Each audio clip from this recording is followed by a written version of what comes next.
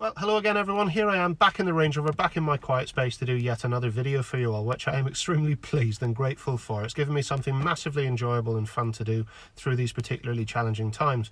And on that note, I wanted to take a few seconds just before I started today's video to say a heartfelt thank you for all of the feedback, the positive comments that I've had that are certainly encouraging me and giving me the confidence to move forwards with this particular venture. So a huge thank you from me, massively appreciate that. On to today's question though, and it comes from Richard Weaver, who is a friend and has been hugely supportive towards me over the past few years in my coaching ventures. And his question is more of an idea. He asked perhaps putting a tutorial together to explain how weight transfer could be used through a series of turns or a slalom. And I think he specifically said to do this perhaps without the brakes, which is absolutely fine. But you'll find that maybe I've gone a little bit further than that, Richard. Sorry. Let's see how this plays out. So I guess the best place to start is by giving you a description as to what weight transfer actually is. Now, you could look at it as an alternative means to steering the vehicle, but how that actually works is by you having the facility to accurately and effectively manipulate grip at any given point in the car, by utilizing energy that is available to you at that moment in time within the car itself. So in order for a weight transfer technique to be effective, first off, you need to be moving. You need to have energy stored within the car that you can then tap into by utilizing the vehicle controls. The amount of energy that you need to carry into any given corner will vary depending on many things: the weight of the car, your tire type, the surface type, whether you're going uphill, downhill, cambers. There's many variables. But the one that I want you to be interested in really is having the relationship with how much energy you need to take into that corner in order to achieve your desired task. Okay, that will hopefully make more sense as we start to go through the diagram. So obviously I mentioned there you're going to control that energy, and we'll do that by, in a linear fashion, certainly using the pedals. Okay, so accelerating, holding your speed and decelerating, and again adding to that using the brakes if you need to. We'll then control that linear shift in weight, and laterally you're going to control that by the steering. Okay, there are limits to both the amount of effort that you will use on the steering and the rate at which you would put these inputs in. Okay, weight transfer is very dependent on grip, certainly grip at the front wheels. Okay, if you push the car into a scenario where you have started to lose front wheel grip, you're starting to understeer, the car will not respond as well as what it would do if you're making better use of that grip. So if you're carrying in too much energy, you're putting in too much steering, you're too hard on the pedals, all of these things will prevent you from carrying out an effective weight transfer technique. So there are many things to pay attention to here. Hopefully I've laid it out in such a way, certainly through the diagrams, that will make it easy for you to follow and hopefully understandable. So before I start running you through the diagrams and the descriptive side to the video, I want to show you a short video clip of a Subaru utilizing weight transfer technique to manipulate its way around a particularly tight turn here. It's a hairpin turn on what I would class a medium grip surface. And what I'd love you to pay attention to, particular attention to, whilst you're watching the video, is how little steering effort is being used in relation to how much you would use if you were just to drive around it normally in neutral steer. So let's have a look at the video now, and then we'll discuss things after.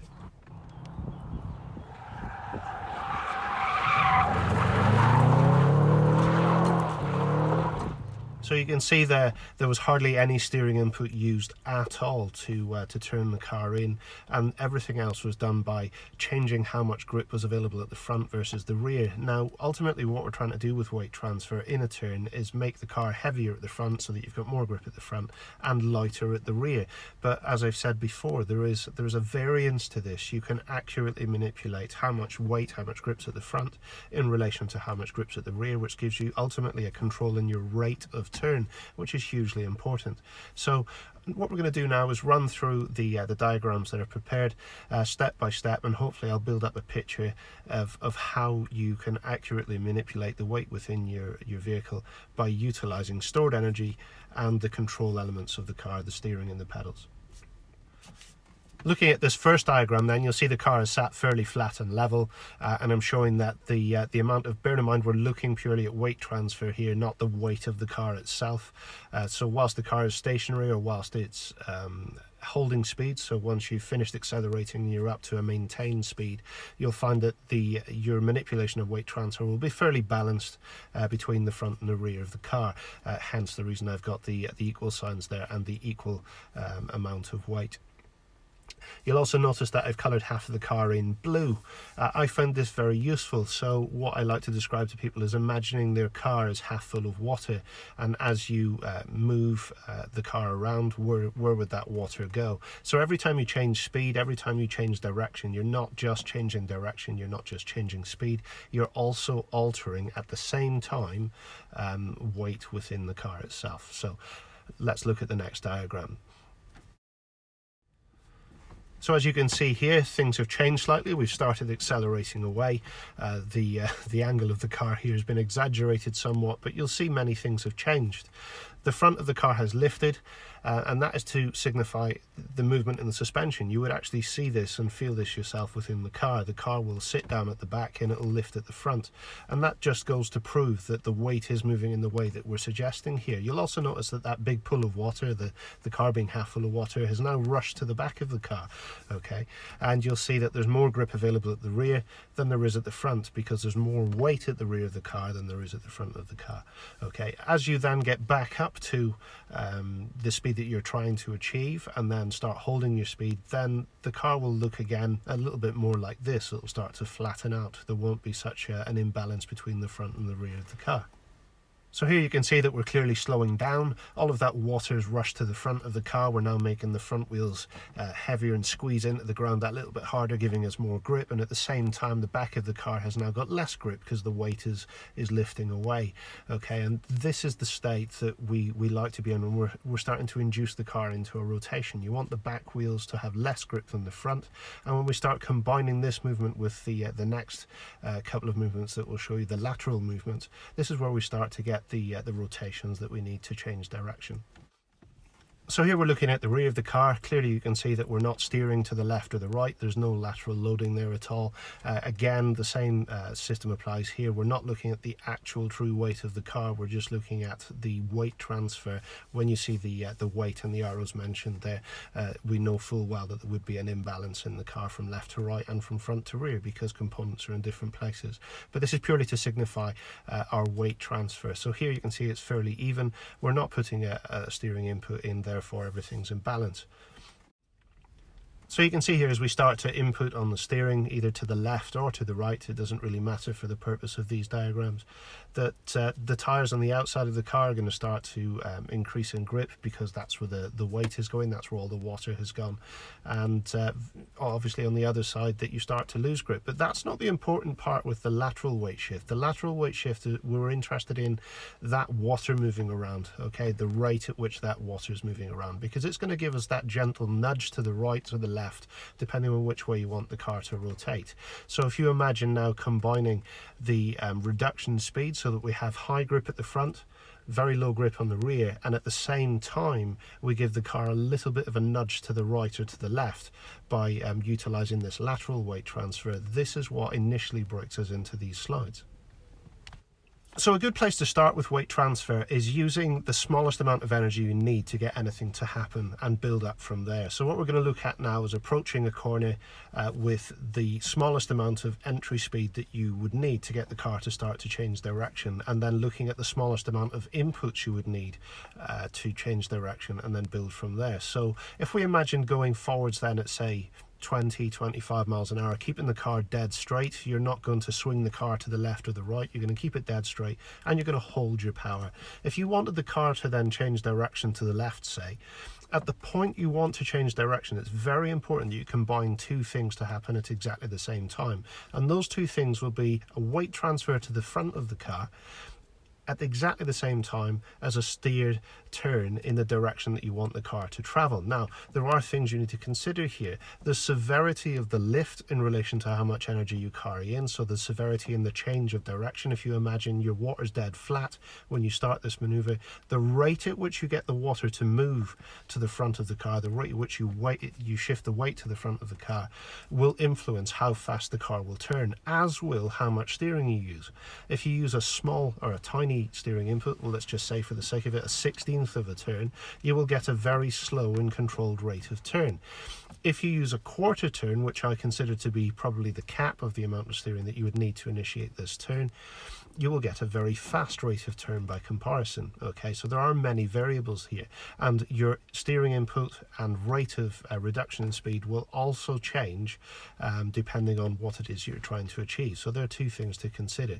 So on the approach, holding your speed, holding your steering straight right up to the point where you want to change direction, and then for the sake of it in this example, we're going to completely lift off the accelerator without touching the brakes and turn to the left at exactly the same time. Now if you look at what would happen in that scenario, you're putting the weight to the front of the car, you're making the back of the car very light, and at the same time you've given that water a bit of a nudge off to the right hand side of the car. What that does then is it starts to break the car into a slide. The longer you stay off the power, the longer the car will remain in a scenario where it's slowing down, which means that the weight will remain at the nose, the back of the car will remain light, and it will continue to slide until it runs out of energy. Now you can see where I said that it's really important that you carry in enough energy to complete the turn, because how much energy you carry in is obviously how much energy you need to change direction from point A to point B.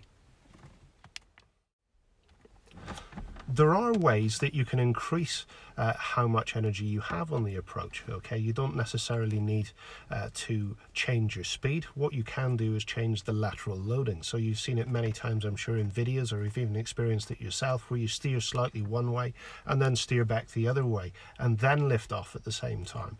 Okay, so what we're doing here is we're sloshing the water to one side of the car so that it has further to travel and is carrying more energy when it gets back to the other side. So if we're looking again to turn to the left, you could hold and maintain 20 miles an hour.